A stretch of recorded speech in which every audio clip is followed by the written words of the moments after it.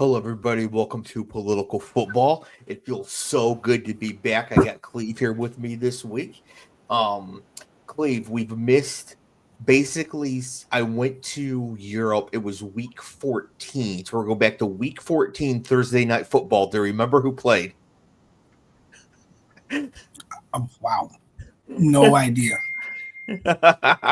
Me either. I'm kidding, by the way. We're not going back that far. In fact, we're not really going back much at all.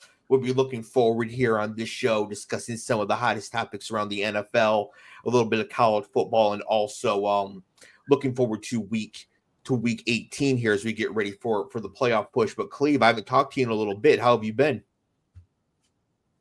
I've been good, man. Happy holidays. I don't know if I got a chance to. I know we text each other that type of stuff, but happy holidays, happy New Year, Happy New Year, and Merry Christmas if you celebrate.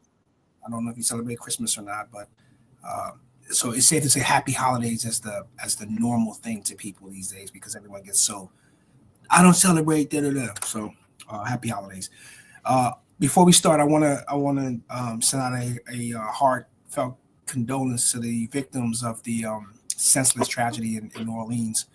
Absolutely. On New Year's Eve. It's kind of the reason I don't go out on New Year's Eve. It's because of stupid stuff that happening. And because the guy got killed in a shootout, I guess we will never know the answers or what the narrative was or what was happening with him. So all those families that are grieving right now, it's ridiculous to start to know the new year like that. So I condolences to everybody. Yeah, no, I completely agree, obviously. And a couple things about this. First, our wonderful president-elect was already demagoguing certain groups before, knowing who the perpetrator was. So that's always fun. And number two, the New Orleans incident is horrific and is an example of terrorism, which is why it's ridiculous to say Luigi is a terrorist. Because those two things are not the same. Those two events are not the same. People's response to them are not the same. And so, what happened in New Orleans was absolutely horrible. And in fact, it was the intersection of Bourbon and Canal Street. And after the 2011, so January 1st, 2012, Sugar Bowl, Michigan beat Virginia Tech. My dad and I were there. Shout out Don. And he went back to the hotel to bed. I was too hype. I was walking around the French Quarter, and I came upon the intersection, and 3 Michigan football players were trying to buy pizza from a Domino's cart there, and they didn't have enough money. So I bought them 4 pizzas. That's a violation, right? I mean, whatever. We're seniors, so they just played their last game, but it was really interesting to actually see that happen in real life. Like, oh, here are these players, I just paid all this money to come down here and see. They can't even get a pizza or whatever. So I bought them 4 pizzas right there at the intersection. So what was one of my happiest memories, it's this place. Yeah. Now when I think of this place, it's going to be like, oh, that's where this idiot decided to go and kill all these people. It's really heartbreaking. Crazy. What do you I know that we're political football, so I would be remiss if I'd ask this question. What do you think about the game happening, like that they didn't call the game? I think that the game happening I have my thoughts on it too. I think that it's perfectly fine. I think it's smart they delayed it while they did the investigation, make sure this person was working alone, the stadium was safe. They told everybody basically in New Orleans to stay inside, stay in your hotel while they did the investigation. But once the investigation's complete, they need to play the game. You don't want to let people be able to disrupt things so easily. To me, that just encourages further behavior like this. And so I think showing that, no, we're resilient, we're getting back to it is the way to go. Yeah. What were your thoughts? Sort of share the same sentiment. Sort of the same. It's such a massive event. And again, I'm not downplaying the loss of life here because that's more important than a football game. But the amount of economics, logistics, all of that stuff that goes into just getting the field, getting the stadium, getting, parking people to be there and vendors and all of that. The restaurants that are gonna be open during this time and all that stuff is economics for the city, and that would have happened obviously since the tragedy. But again, it's such a large event to just move. It's not like it's like, okay, well, we can't have it. So yeah, people I've talked to kind of made me feel like idiot about it. Be like, oh man, but I'm like, it's just like you said it perfectly at the end. It's like you got to show that this can't disrupt, like, oh, every time this happens, we're gonna just shut the whole world down and not, whatever. So Yeah, kind of and it's feel not. it's the same way. Yeah, and it's not like a 9/11 situation where you have this huge orchestrated attack. Like people motivated to do something like that, that's a whole group of people conspiring, years of planning. This is one idiot in a truck. What we don't want to do is let other idiots with trucks realize that they could really disrupt things this way, right? Yes, Al Qaeda can get football games canceled, but that's because they're a whole organization with this sort of stuff, not an idiot with a truck. People don't realize, and we can go right to the football. People don't realize that September 11th changed our football calendar, because the Super Bowl used to be in January, and then the Pro Bowl was like the week after, whatever it was. So that whole week of them trying to figure out if they're going to play the games or not, I remember that, and I remember basically like it just trying to change everything. But life went on. So yeah, we'll go ahead and we'll transition right into football now, because the game was delayed and just ended just now. In fact, I pushed off starting the show as long as I could so we can get an end here. And we have a resident Notre Dame fan. What was the ending? I didn't even. Well, that might tell you right there. So yeah, I was just gonna say, I'm like seeing the feed now, so I guess he's happy. Yeah, so Notre Dame wins. They win the Sugar Bowl. They beat Georgia to advance to the college football playoff semifinal, where they have a bye to the championship game. So congrats to Paul. And Cleve, it's a bye because they play Penn State. And as we know, Penn State will not show up in a game this big against a real opponent. Yes, they can beat SMU.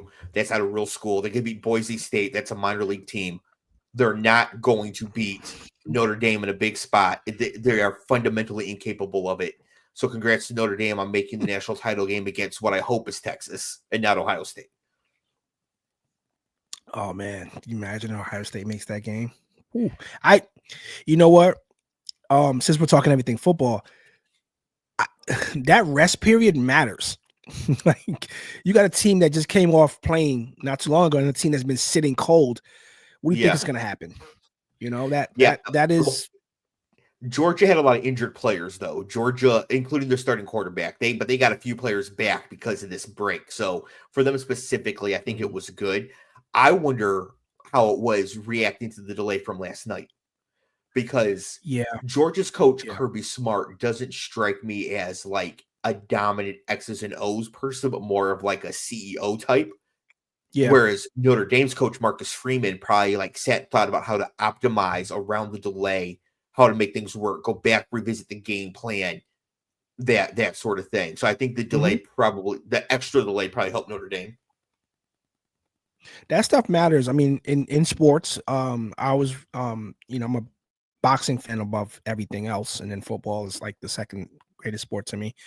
A boxer trains for a specific date, and if they train a week past that date, they can lose because you're geared towards that moment, right? I don't know if football necessarily is that, but yeah, to get an extra couple of things in, I don't think that's a good thing for a team, because you should already be ready, right? If it's a day delay or a week delay, you're ready. If you're still thinking about changing game plans, then you weren't sure what you were going in with to begin with. So it is what it is. So here we are. Yeah, so the Final Four is pretty close to a nightmare scenario for me. It's Ohio State versus Texas, Penn State versus Notre Dame. So first of all, hook 'em. It's me and Matthew McConaughey. We're the biggest Texas fans in the world right now. Yeah, I really don't want Ohio State or Notre Dame to rip a natty the year after Michigan did. If Penn State did it, it'd actually be really funny. but I don't I want was Notre gonna Dame or Ohio say State to like do it. what's the odds of Michigan and Ohio State? Like that is like our planet is out of alignment somewhere. I mean, I think it's pretty high. So You yeah. get Georgia and Alabama going back to back out of the same conference. I will say though, Yeah.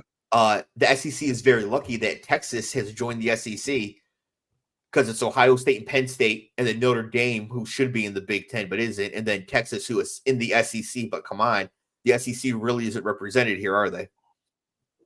Yeah. If you put it like that, yeah, got a point. Got a point. All right. Let's roll it in. Yeah. Yeah, so I'm really excited. As we thought coming into this college football playoff, it's been excellent. The first round was a bit with some blowouts. They need to relook at the seeding again for next year. Boise State should have gotten a bye. Arizona State should have gotten a bye. Those were not bye-worthy teams. They don't need to expand it. We saw that. Alabama was the first team out. They went out and lost to Michigan's backups. So what are your thoughts on Cam Ward sitting out right after he broke the record? He's like, smart. I'm done. Yeah, smart. The game second quarter, dude. Yeah, game was meaningless. It doesn't matter at all. Out. See, as a former player, I got reservations about that. The only games that matter during bowl season are the playoff games. All the other games do not matter, and so they will matter for the players who do end up playing them. And so you'll get good effort from the players that are in the games, but they don't matter for the star players going to the NFL. There's no need to risk it. Just get your record and go sit down. That's perfectly fine. Josh Allen's going to play one or two series to keep his consecutive start streak going this week. Then he's going to sit no matter what's happening because the Bills are locked into the 2 seed. The game doesn't matter for Buffalo. I mean, we'll get to you guys playing an entire game that was meaningless, and you guys played all your starters. Everyone played. It was like it didn't matter. Dan's like, we're gonna play. Injuries are a thing of the game. It happens, but no one's sitting out. We're not arresting anybody unless you truly can't go. So I get you. Yeah. So I think that's really important there. I do want to mention before we move on that we were gone for a long time here. I was in Europe, and I actually ended up being gone for 3 NFL Sundays. Which wow, I didn't realize that. Yeah, I left during red zone of week 14 and landed right before Monday Night Football week 16. So ended up being gone for 3 NFL Sundays, and it was actually easier to watch the NFL in Japan, where it came on at 3:30 in the morning, than in Europe, where it's on at 7:30 p.m. because I was busy. I'm about doing stuff at 7 p.m. Right? I couldn't watch, but in Japan, 3:30, set your alarm, put on red zone, so that was a lot easier. I mean that. 7:30 at night sounds more attractive to me than 3:30 in the morning, bro. That's brutal. Yeah, but not when you're out doing stuff, going to see things, going out to eat, when you have plans. That makes it harder. Yeah, I get it. Yeah, and we went on a tour of the Christmas markets around Europe, and while we were there, some idiot drove a car into one of the Christmas markets up in Magdeburg, which was not close to where we were. We were much further south. But, just sort of the same New Orleans thing. A person drives a car into a crowd, ends up killing a bunch of people, including a 9-year-old kid over there. Oh, wow. And, it sucks. Yes. And I believe that the market reopened maybe 2 days later, 3 days later, if I'm not mistaken. Yeah. So, yeah, it's good they played the game today. It's good they get the market back reopened once they finish the investigation. And Cleve, you would absolutely love Austria. Really? Yes. Like the giant the scenery of the people, or what? All of it. The scenery is incredible. Giant mountains, gorgeous lakes in the background. Music everywhere. The air is not fresher than the air's not fresher than the smog that we get here, huh? It is, yes. Yeah. Austria I was actually surprised how much I loved Austria. Innsbruck, Salzburg, and Vienna, all great. They love the NFL in the German-speaking regions, Germany, Switzerland, Austria. There's NFL stuff everywhere. Oh, Yeah, so that was really cool. That was really cool to see. I think the NFL could put a team in Munich. I think Munich could actually support an NFL team. I mean, infrastructure wise, yes. I just think the whole time zone thing, a team having to literally leave a week out to go play a game, for them as well, for them to come here as well. And then we have our 4 time zones here in America. So yeah, I think that part of it is the that's the troublesome part. But infrastructure wise, they're probably more equipped than Brazil to handle an NFL game. yes, I would say so.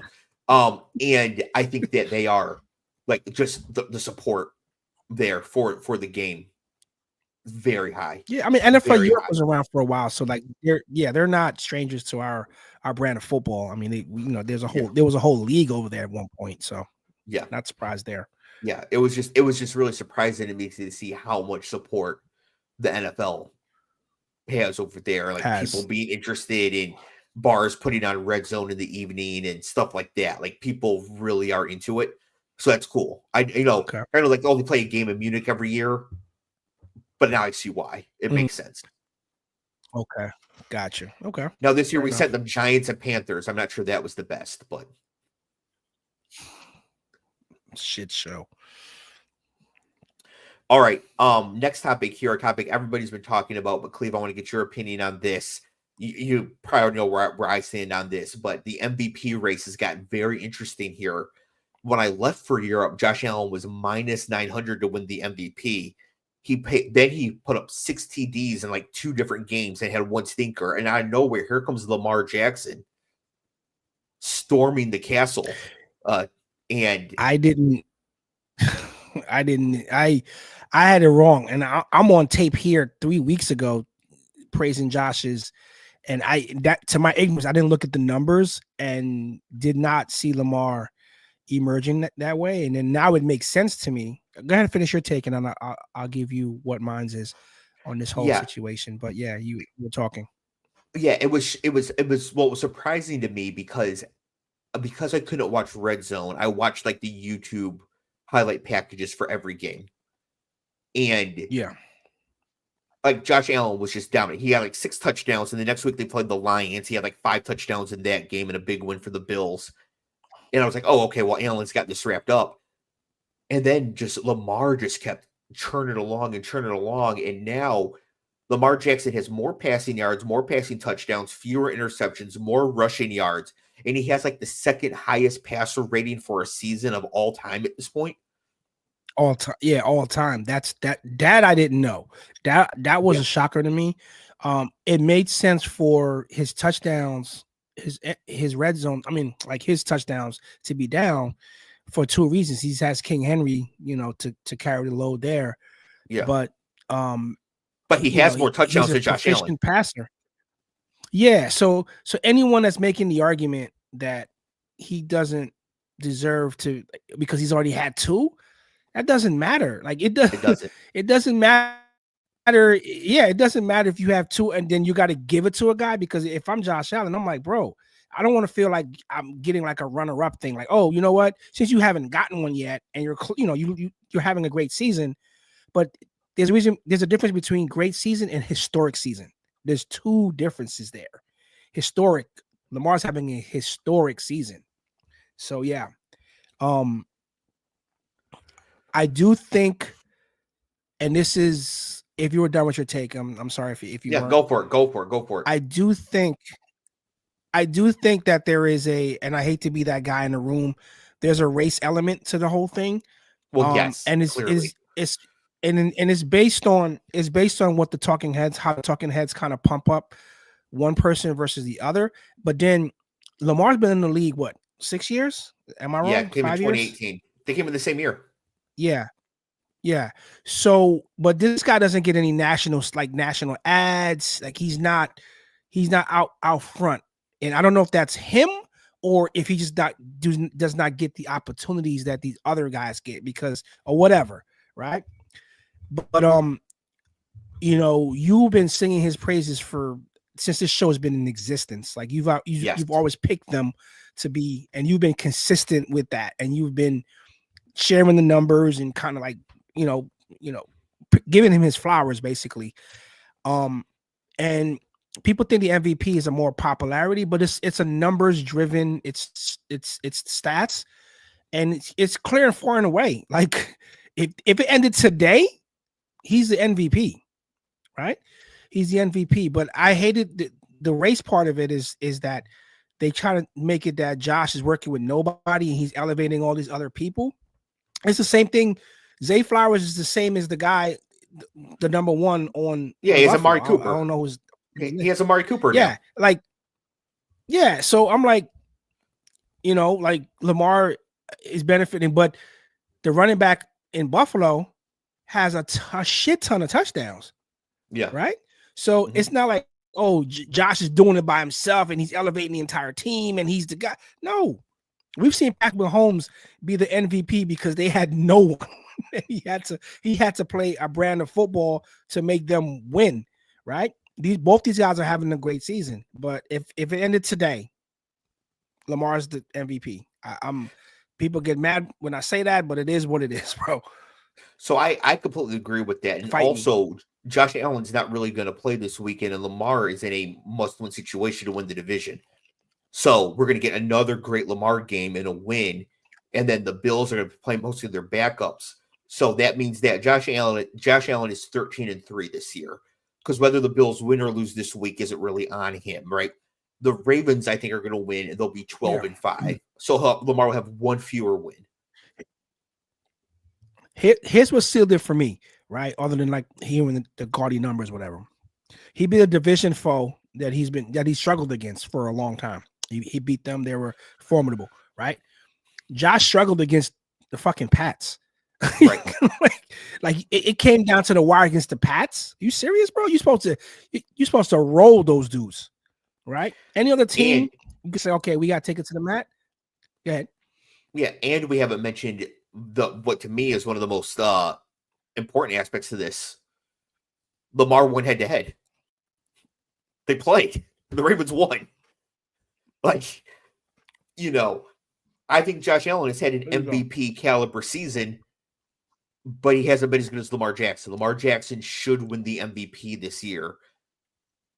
Now, if the Ravens lose on Sunday or on Saturday and the Steelers win that division, then I do think it should go to Josh Allen. I don't think you could be MVP and not win your division. So, I think there's something to that. Yeah, you got to win out. Yeah, but if you win your division with numbers like Lamar Jackson has, you're the MVP. Yeah, fair enough. Yeah. And Scott's not here with us this week. Shout out to Scott. But we know he's thought Josh Allen hasn't even had that great of a season anyways. He's been saying here. So I'm pretty sure Scott would be on the Lamar Jackson side with us if he were here. Yes, Paul. That goes without saying. Yeah. Paul said one last college football note. We are guaranteed a black head coach in the final. That's true. It's either going to be Marcus Freeman or Frames Janklin. It's going to be Marcus Freeman. There's just, like I said, Penn State's not capable of winning this game, which is why I really need Texas to beat Ohio State. I cannot have Ohio State versus Notre Dame for the national championship on my birthday. We're going to get Trump into office. Yeah, we're going to get Trump into office that day, and then Ohio State versus Notre Dame for a national championship. What day is your birthday? January 20th. Oh, wow. Oh, you're on the cusp. Okay. I'm January 8th. Yeah. I know you're coming right up. So. Wow, that's great. Yeah, that would be awful. That would be awful. Birthday. Ohio State and Trump on the same day. Shit.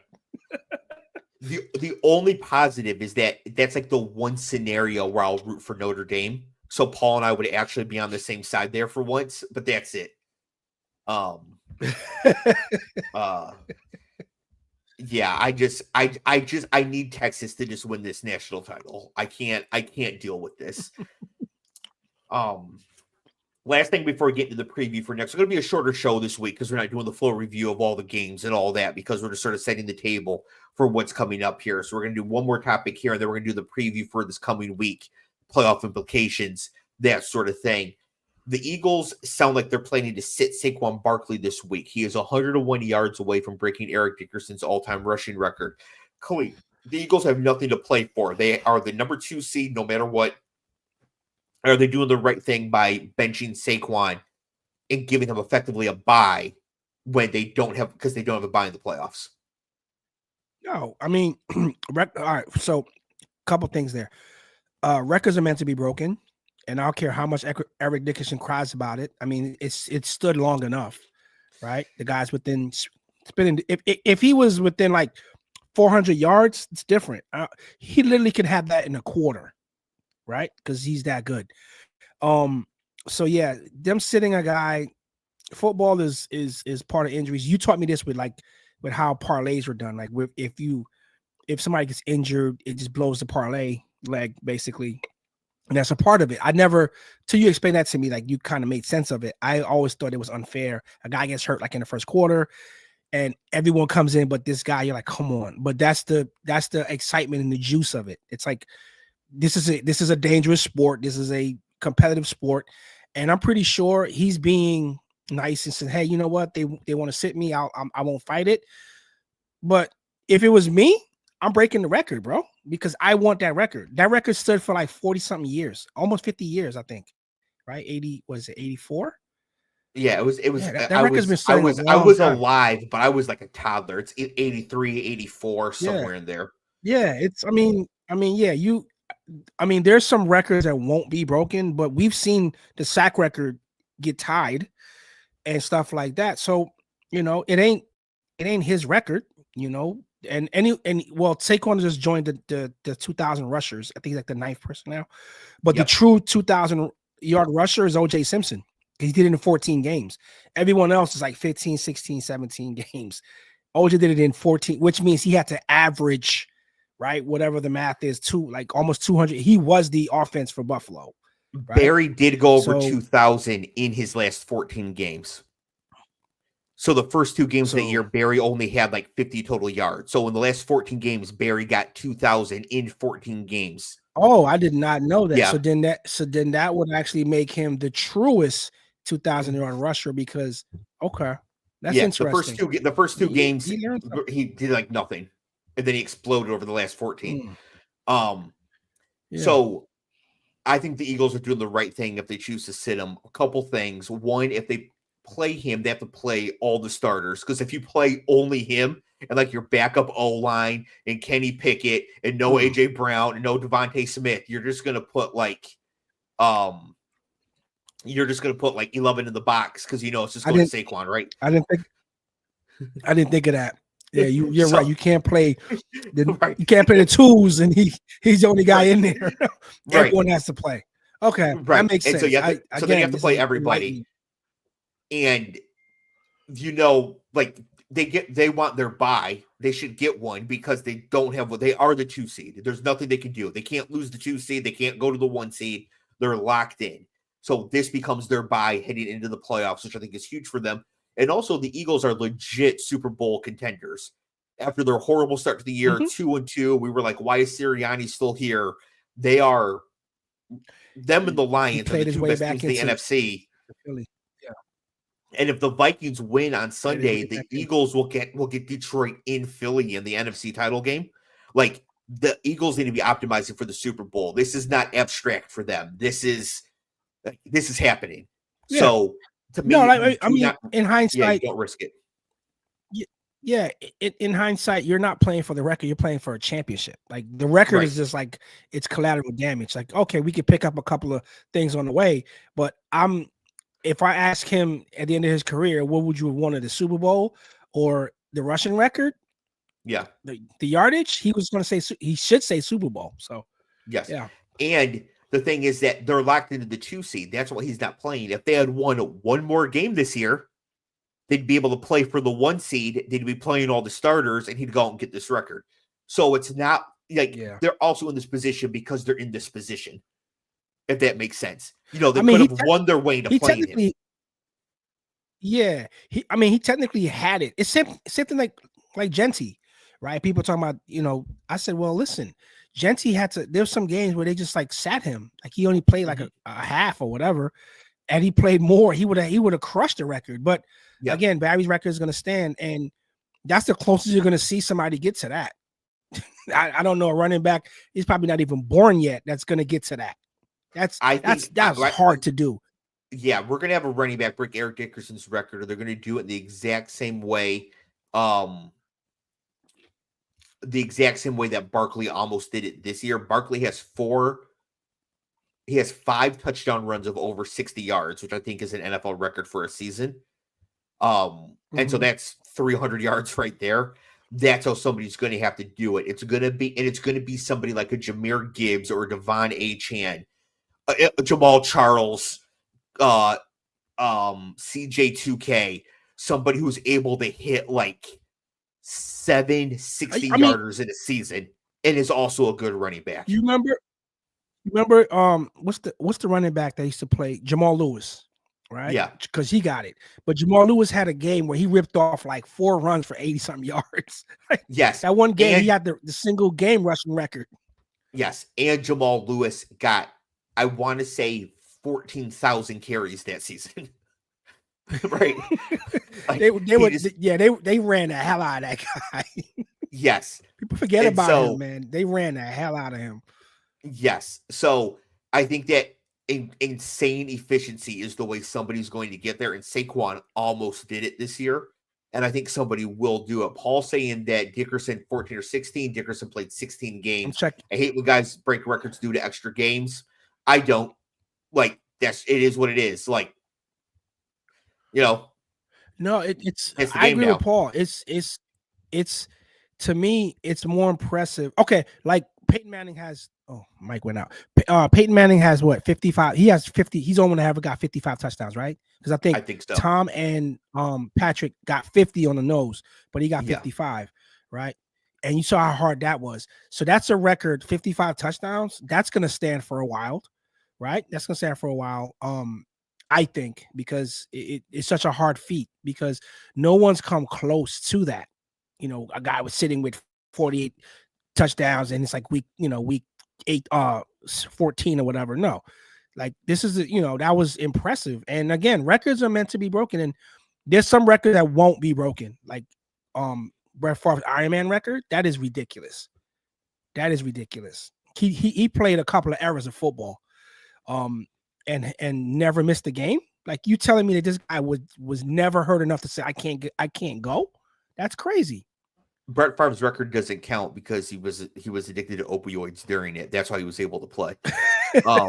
Get a guy something. It was for any other human being, I wouldn't even consider that a reasonable excuse. But Brett Favre was such an asshole that I'm going to rip that record from him because he was effectively doing steroids for being an Iron Man. So that doesn't impress me. Now, Eli Manning's, on the other hand, was pretty good.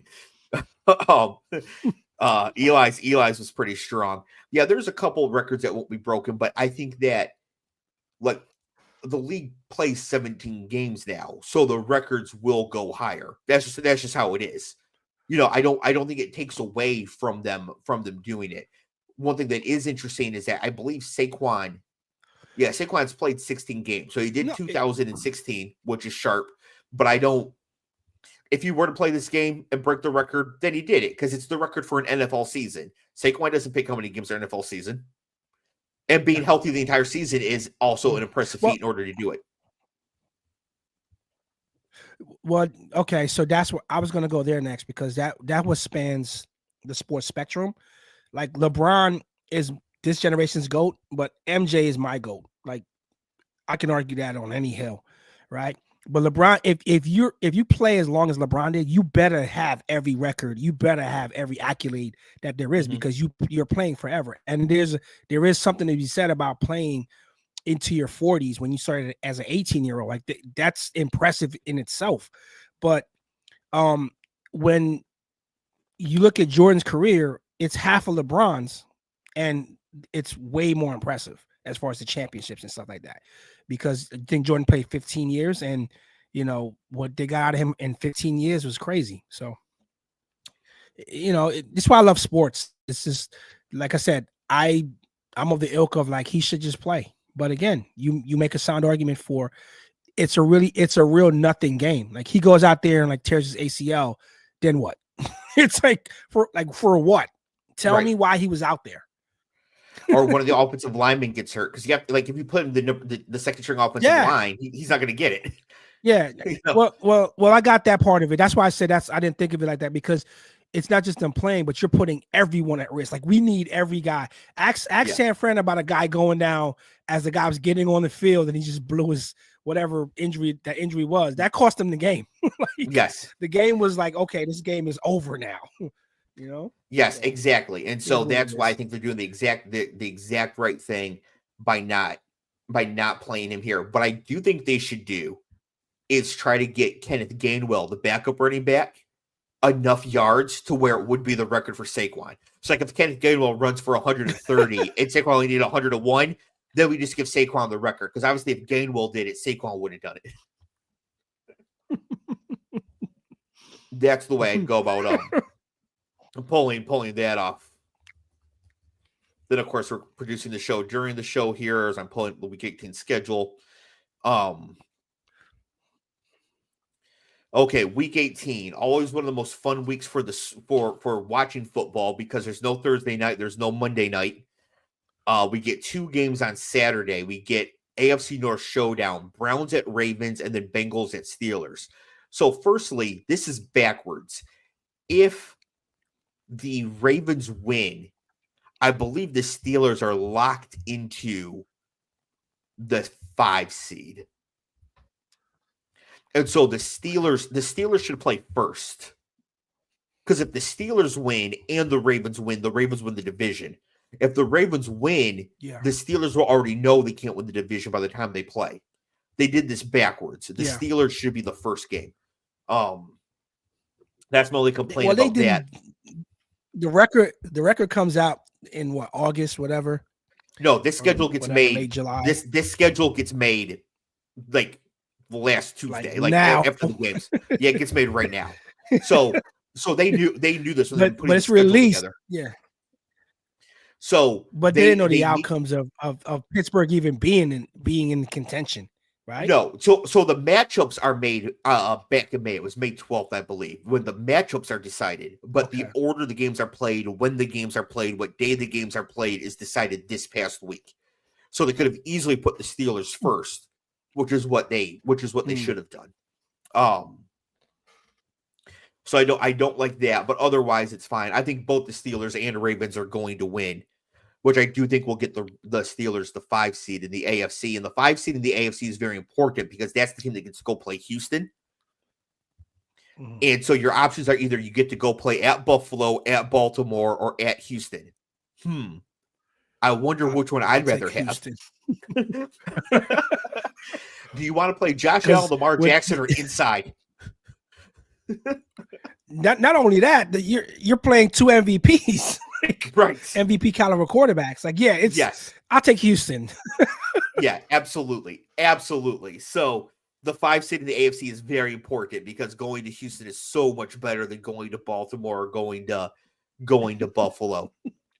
Then as we move into Week 18, we have the Panthers at the Falcons. The Falcons lost last week and gave away the pole position in the NFC South. Now the Bucs control their own destiny. So the Falcons must win and hope the Bucs lose in order to make the playoffs. And I'm glad to see this happen. They deserve to have it happen because I told them, or I said on the show, when they drafted Penix, they were middling it. They were not chasing a ceiling. They were not giving us the best opportunity. Now here they are, a team that should easily win this division and be in the playoffs, don't even control their own destiny to do so. And Penix looks fine, but you need to spend the money on Cousins to help Michael Penix. Like they played for the middle. They're going to finish 9-8. They're going to miss the playoffs. I feel like every year Atlanta does this. Yeah, like every year they do this. Like Like it just feels all too familiar with them. With this is how they end their season. This is how they do, and it always feels like the Bucks are always in control of their own. Like Todd is just like, okay, we're gonna figure this out on the fly here. It's like, what the fuck? It always feels like this with these two teams, bro. It's crazy. It is. It's really insane how the Falcons cannot figure out what it is that they need to do here. They could have taken any defensive player on the board in the draft. Every defensive player was on the board when they took Michael Penix. And I'm not saying that and clearly Cousins was a bad signing, but then Cousins was a bad signing. No matter which way you play it, they've middled it, and now they're going to finish right in the middle, and they're going to miss the playoffs when they had a nice wide open window to control run that division for a year. Just an absolute disaster for them. Texans are at the Titans. That game does not matter for Houston. I bet everybody sits. Giants are at the Eagles. We discussed this one already. What will be hilarious is when the Giants beat the Eagles backups and ended up picking 9th in the draft. Well, I was gonna say that. Like, they can't even tank right. Come on, man. You see when Mara just walked out of this like the owner's suite. He lit down on the field and he goes, I'm picking a lineman again this year. He just walked away. Like, all you need to do is lose your final 2 games and you lock up the number 1 overall pick, and Drew Lock throws for 300 yards and 6 touchdowns on 23 attempts.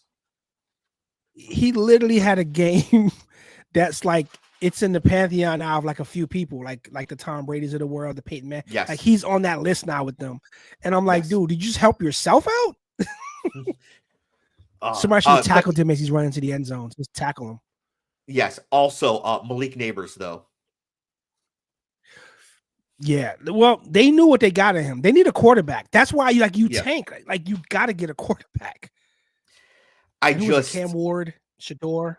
Yeah, they need a quarterback. Shador, I don't know. I think they're all Carson Beck. I don't know. They're all trash this year, but they need one. So, also, I'm going to keep saying it. The Chargers passed on Malik Neighbors. I don't really care how good Joe Alt is as an offensive lineman. I don't think you can pass on Malik Neighbors for a lineman. Was Harbaugh already there yet? I said it in the draft review. I said it in the season preview. I'm saying it now. Malik Neighbors should have been the pick for the Chargers. I'm asking, was Harbaugh there for the draft? Like, was he already hired? Yes. Wow, and he passed on that? Like, he was in the room and said, "Oh no, we need someone else." Okay, fair enough. Yep, that's good. I think it's gonna be kind of rough. Like, the Bengals passed on Penei Sewell for Jamar Chase. Correct. Even though Penei Sewell is going to the Hall of Fame, still correct. It's going to be hard to live down past Malik Neighbors there.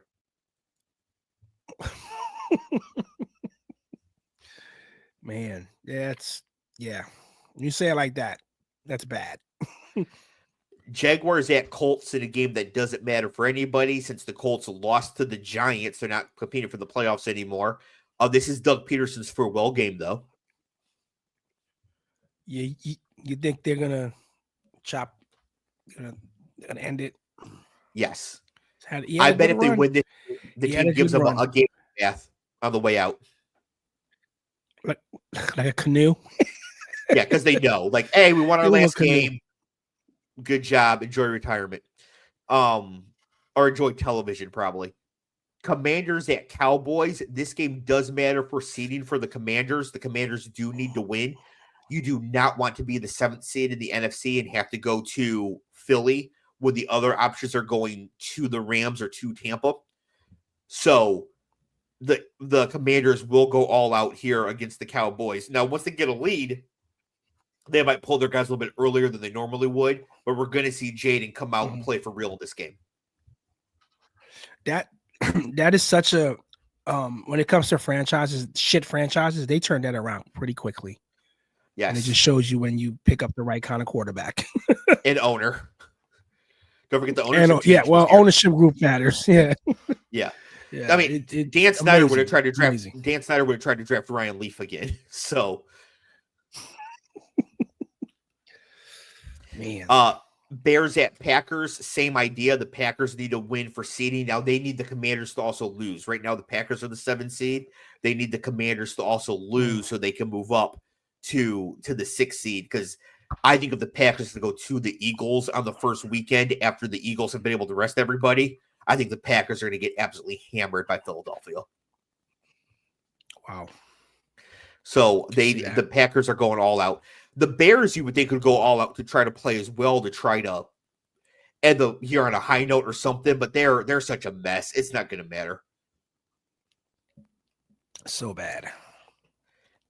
Saints at Bucks. All the Bucks have to do is beat the Saints. They win the division. They go to the playoffs.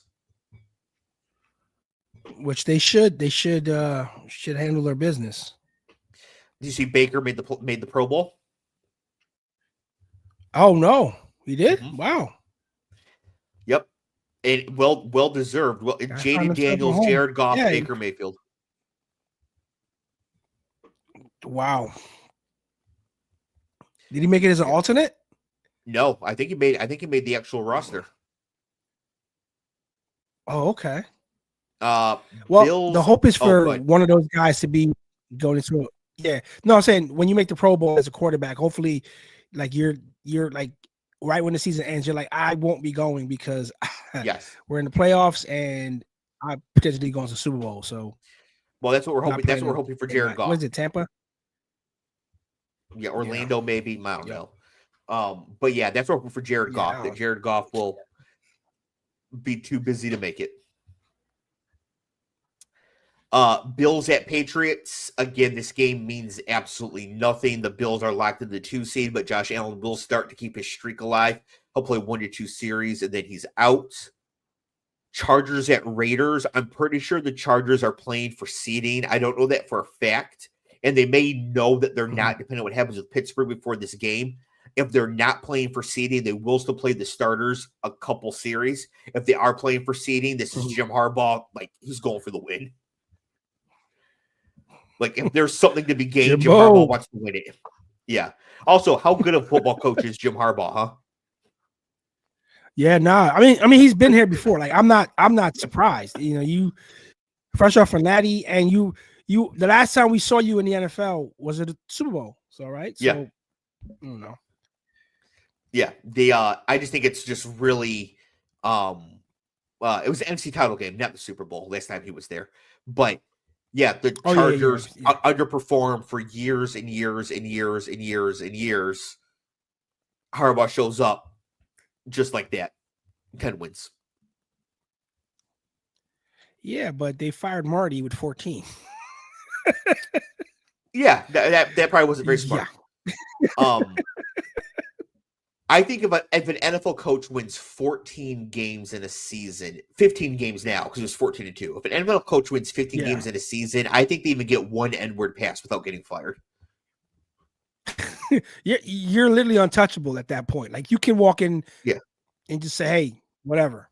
Yeah. Now, two you might get fired, but just one, especially if it's a bonehead player, like, I think you can get one and get away with it if you won 15 games in a season. And they fired Marty. Yeah, they fired fucking Marty. It's crazy, bro. 49ers at Cardinals, a game that does not matter to anyone for any reason.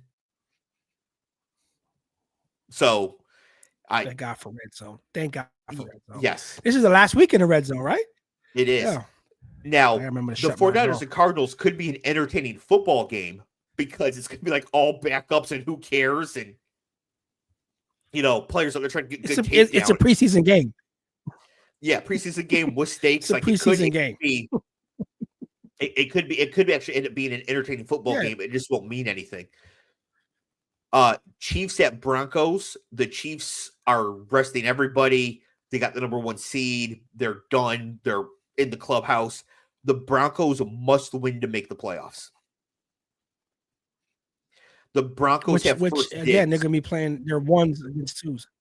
Yeah, they're playing 1s against the 2. The Broncos are going to bring. They should win that game. If they don't win that game, then they don't deserve to get in. So no, And the Broncos are first in line. If they win, they're in. That's it. Broncos win, they get the last spot in the AFC. They're in, and that's that. Lock and key. Seahawks at Rams. The Rams are playing for seeding. I believe the Rams can be the 3 seed if the Falcons win the NFC South, but they're the 4 seed if the Bucks win. So I think the Rams are want to win to make sure they can get the 3 seed if possible. And the 3 seed versus the 4 seed is important because the 3 seed is probably going to get the Commanders. The 4 seed is going to get the Lions or the Vikings. So you definitely want that 3 seed if it's available for you. You think? Yes. Yeah. Like it's amazing. It's amazing how like every year that seeding becomes so important. And it's just like, man, early in the year, if these guys will one more game. Yes, that's why every game you show up, you don't give a gimme away. You don't play a game where you're like, oh, we don't really care about that loss. No, every loss counts. It's going to cost you later. Absolutely. We have the Dolphins and the Jets as the final 425 game. Now the Dolphins are second in line. If the Broncos lose and the Dolphins win, the Dolphins go to the playoffs. Yeah, the Jets go to the shit house. So over, bro. So over. I can actually see the Jets winning this game if we get some really bad weather because the Dolphins are so bad in the cold. This game's in New Jersey. I can see, like Aaron Rodgers being like, I ain't going out like that. Yeah, if there's wind in the Meadowlands, it's going to be cold because the Meadowlands. If it's cold, windy, precipitation. Like the Dolphins just don't do good in that. I can see the Jets actually managing to win this game in that scenario. If we get good weather, Tyreek Hill is going to go for 102.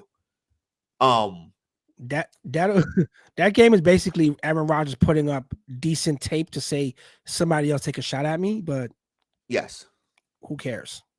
Now, if the Broncos and the Dolphins both lose, the Bengals can get in if they win, but they play Saturday. So we'll know already by the time Sunday rolls around if the Bengals are eligible. If the Broncos, Dolphins, and Bengals all lose, the Broncos go. Okay. That's our situation. Chance to not win and still go. Okay. Yeah. Gotcha. So the Bengals could beat Pittsburgh, and then they have to sit back and watch, and they would need the Broncos and the Dolphins to lose. That would mean that the Bengals' postseason hopes rest on Carson Wentz and the New York Jets. Man, that's not the position you want to be amazing. in. That's amazing. Yeah, not the position you want to find yourself in as a football team, needing Carson Wentz and the Jets to both succeed on the same day. And then finally, the Sunday night game, the game of the year, the most stakes we've ever seen in a Week 18 game. The Vikings at the Lions. Winner gets the number 1 seed in a first-round bye. Loser is the 5th seed and goes on the road in the first round. Wow, that's high stakes right there. It is incredibly high stakes. And it's going to be snowing. It's gonna be snowing here, so I'm gonna have a cheesesteak and watch that game, bro. It's gonna be incredible. I'm gonna be losing my mind Sunday night. I cannot wait. It's gonna be horrible weather here. I cannot wait for this game.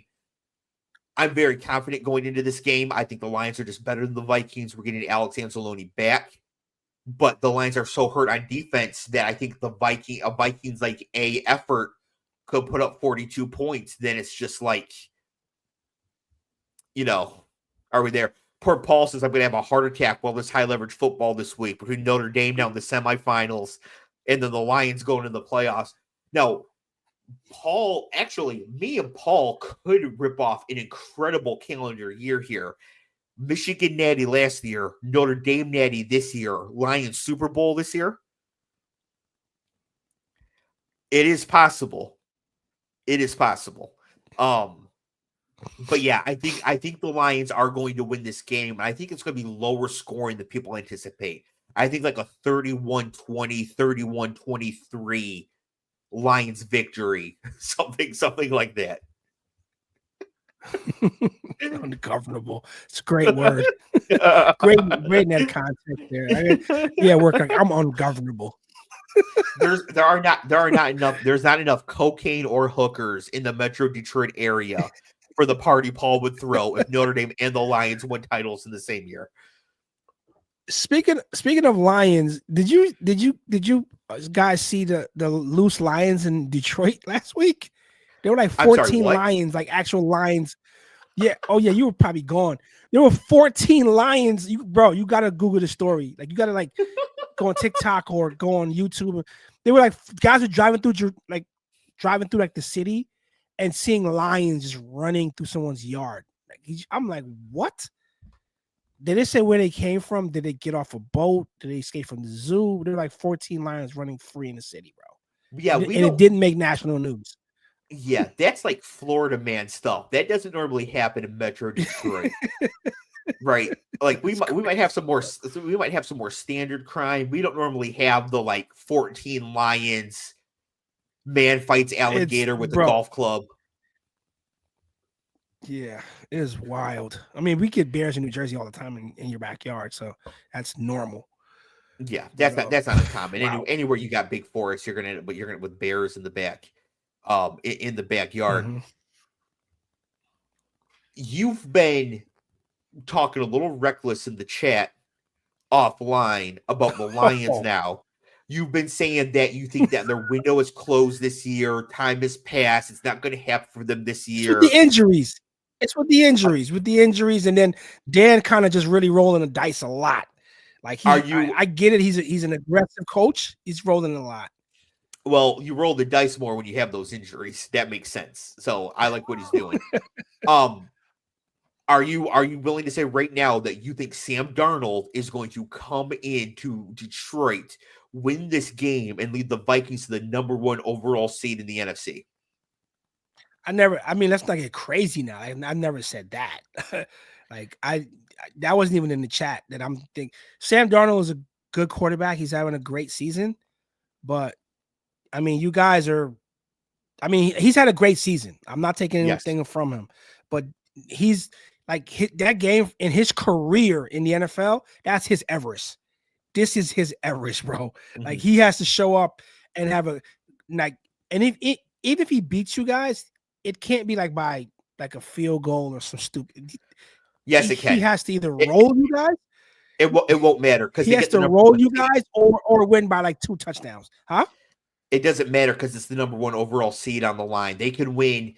The defense could score 5 safeties or they win 10-9, and it doesn't matter because like you get the number 1 seed, which is worth a win. Like 20 percentage points. A win is a win. I'm not saying, but for him, and I'm glad we're talking about this towards the end of the show. Like, that video, I sent you guys a video, I think, of him going to like the locker room and then like the guys like cheering him up. I thought that was great for a guy who was pretty much cast off to die after his stint with the Jets and then Carolina. Like, it's like, to have him kind of fit somewhere in someone's system. I think every quarterback loves that. It's somebody took a chance on me. They see my tape from before and they're like, you know what, bring him in and we'll do that. And he was filling the shoes of Kirk Cousins. So again, good for him. I just think he's up for a monumental challenge because the exotic blitz packages he's going to see from the Lions, it's going to be incredible. And then their defense has to stop a lot of people, bro. A lot of people. Like, it's not just one guy. Like, it's not going to be just Amon-Ra St. Brown show. It's going to be everybody contributing because they know what's on the line. And they know that they're a stone's throw from the Super Bowl, right? So, and you can't. I mean, that's his Everest in his career. Yeah, that's his Everest. So, yeah. I mean, if you're asking me what my pick is, it's not the Vikings. It's the Lions to win it all. Like, to win it. I mean, I still got you guys Super Bowl, the whole shit. I like giving you shit because you give me shit. So It is what it is. Well, yeah, but you're the one wearing a Jets you guys hat. obviously. No, I'm wearing it because I talked to a friend and they're like, "Yo, bro, I've been watching the show, and you like you can't let one guy bring us down." I'm like, bro, it's not one guy bringing us down. It's the owner bringing us down, the coaching bringing us down, the players bringing. It's. But again, if I'm a fan of a team, I gotta be fan through the shit and the piss and everything. I gotta be the guy. So and things are looking up for the Jets because Aaron Rodgers will be gone. The coaches are all fired. Woody Johnson's back to England, commit to more light treason allegedly. Like, it's just. But they're bringing in Ron Rivera for looky Lou. Come on, man. Like, seriously. Like, bro, when you posted that, I'm like, he's fucking around. And I actually like Google fingers, and I'm like, oh my God, this is true. This is yes. I'm like, Dave is gonna be ungovernable. It's gonna be bad. Like, I'm like, that's all I need. Oh my God. That's all I need from you. If the Jets hired Ron Rivera, I would actually predict them to go 0-17 next year. Yeah, I was like, tell me he's kidding, bro. And I'm like, he never kids about like breaking news or something. I'm like, God bless it, bro. Yeah. That's like the cherry on top of this whole shit. So here it is. Yeah. Here we are. So I do think that the Lions are going to win this game on Sunday, end up with the number 1 overall seed. So next week on the show, we'll review the key games from week 18 that set up the playoffs. Scott will be back then. And then we'll also do our playoff preview, both of the wild card round, but we also make our predictions again. Who's going to be in the Super Bowl? Who's going to win it? Super Bowl MVP. To predict it in the preseason. If you recall, mine was Ravens versus Eagles, so I'm still alive. Still alive. I'm not. San Fran and whoever the fuck I picked, they're toast. Do you take Cincy? Do you take the Bengals and San Fran? No, I think I did a pick and an alternate, and I remember saying they're going to run it back. One of them was that they were going to run it back. It was going to be. Oh, you thought the Chiefs would be like a three-peat, or? Yeah. I was thinking that. So, but I was also thinking that San Fran would have really, really like having like CMC back, and like I was hyped on that. Like, and then that shit just fell apart when he couldn't play for like 18 weeks. So. Yeah, no, absolutely. So next week is always one of my favorite shows as we preview the playoffs. So all the matchups and where the games are going to be, and we get Vegas lines out for them and all that. And we'll be back on Wednesday next week. Obviously, Wednesday was the holiday this year, so we weren't on last night. But yeah, we'll be back next week. Cleve, before we get out of here, any final words? New year, lots of good football. I finally got my thoughts around how the college football playoffs would work. And I kind of see the fun of it. I really had Oregon really going, but they got railed. And again, I think it's because they were just so rested. But hey, it's your schedule. It is what it is. You got to still be ready to play. The truth is that Ohio State's the best team in the country. And if they play their A+ game, nobody beats them. That's what makes Michigan beating them so insane. Has Notre Dame ever, and this is going to sound ignorant to me because I'm not a big college football person. Has Dame ever won a natty? Notre Dame in their history, yes. So Notre Dame actually has they're one of those teams that has 52 national championships, and just like Michigan, half of them came before World War II. But their last national title in 1988. Lou Holtz's coach, Tim Brown, Heisman Trophy winner, that year, and I believe they used to win every double-digit year. So they won 88, 77, 66, 55, 44. I'm pretty sure it was something like that, but not 99. But yeah, so 88's their last natty, and then they played for the national championship in 2012. Yeah, against Alabama, and Eddie Lacy put 5 touchdowns on them. So was that? Wait a minute. What was the game? Okay, yeah. That's okay. That was. Is that the? Oh yes, you're right. That was the game. Oh, wow. Okay. I had to like go Eddie through. Lacy. So they haven't gone. They haven't gone since I was like in the 8th grade. That's crazy, bro. Yeah, no, they've not won a national championship since 1988. They had a couple years in the early 90s where they were like number 1, number 2. You probably remember Catholics versus Convicts with Miami. Yeah. Florida State number 1, number 2, but they did not win a they even beat Florida State that year. Then Florida State won the national championship anyways later. So those were years those were years where like Nebraska, Wisconsin, like all those teams were good. And then they were now they're an afterthought. Like nobody thinks about them. The college football. My last comment, that running back from the white guy, Arizona State, Cam Scatterboo. Scatterboo, there you go, bro. It's hilarious, bro. I mean, but you know what? I like the bravado of saying, hey, I'm the best back in the country. And I'm not gonna tell him that he's not. He has a strong argument for being the most skilled all-around running back in the country. He's not the best runner. That's Ashton GT. But GT doesn't catch passes the way Scatterboo does. He certainly doesn't throw touchdowns the way Scatterboo does. So Scatterboo has an argument for being the best all-around running back. But if you just need to give the ball to somebody on 2nd and 7 to run, it's GT. So yeah, out of the Michael Myers stance, not even a 3-point. He's just like standing up. But you are enjoying the college football playoff. Yeah. No, I'm glad they went to this format. I was skeptical of how it was going to work, and reason being is because of like the teams that got left out, like Bama, like they got left out. Like it, but again, he lost to Vandy. Like what the fuck? Like even worse, they lost to Oklahoma. Oklahoma's way worse than Vandy this year. It's like shit. So but yeah, I'm looking forward to how this is going to play out. I would have never picked these 4 teams to be the last 4 of what was out there. But I would pick 2 of them. Yeah, I would pick Texas and Ohio State. Well, yeah, Texas was, but I for sure the Oregon was gonna just roll everybody or just kind of like coast in. So I was really shocked at that.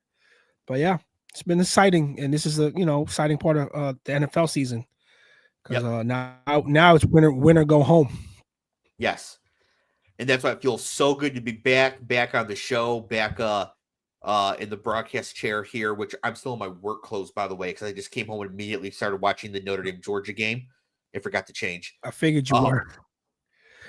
Yeah.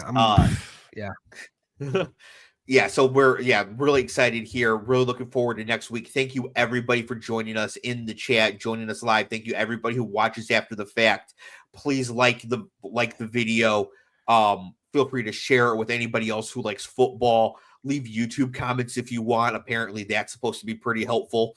So feel free to leave some YouTube comments if you like. It's also an audio podcast, so tell people they can find it anywhere they get podcasts as well. And I'll be back to making TikToks here. I've had a couple scheduled to post while I was away.